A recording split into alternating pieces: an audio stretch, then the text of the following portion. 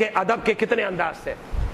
Number 1 سلام کیا اتر کر، نمبر 2 اپنی سواری پر بٹھا دیا، اور نمبر 3 کیا تھا کہ اپنا امامہ اتار کے اس کے سر پر رکھ دیا۔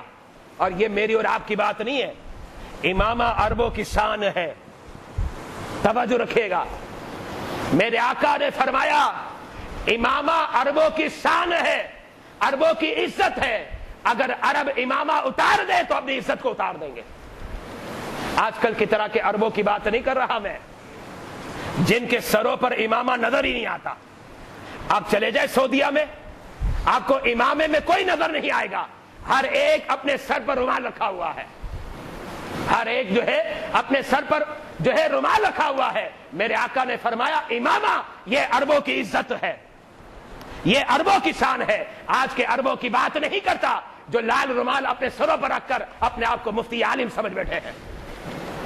میں نے جب میرا بیٹا تھا، میرے بیٹے نے کہا مجھے رومال اپنے سر پر رکھنا ہے، میں نے کہا یہ تو ان کا قومی لباس ہے، ہم قومی لباس کے پیچھے نہیں بھاگتے، ہم اس لباس کے پیچھے بھاگتے ہیں جو لباس محمدی ہے، اور وہ امامہ ہے، وہ امامہ ہے۔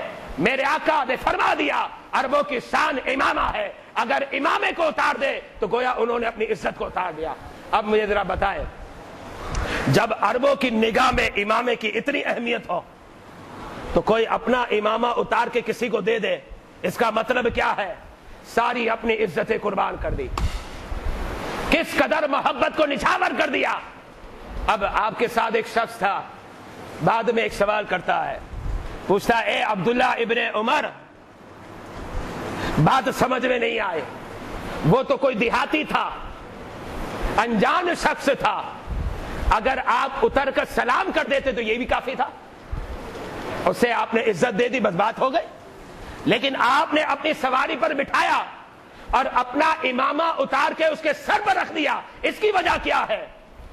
اب دل پر ہاتھ رکھ کے سوچئے گا، میری اس گفتگو کو دل پر ہاتھ رکھے گا۔ صحابہ کا عمل کیا تھے؟ حضرت سیدنا عبداللہ ابن عمر کیا فرماتے ہیں؟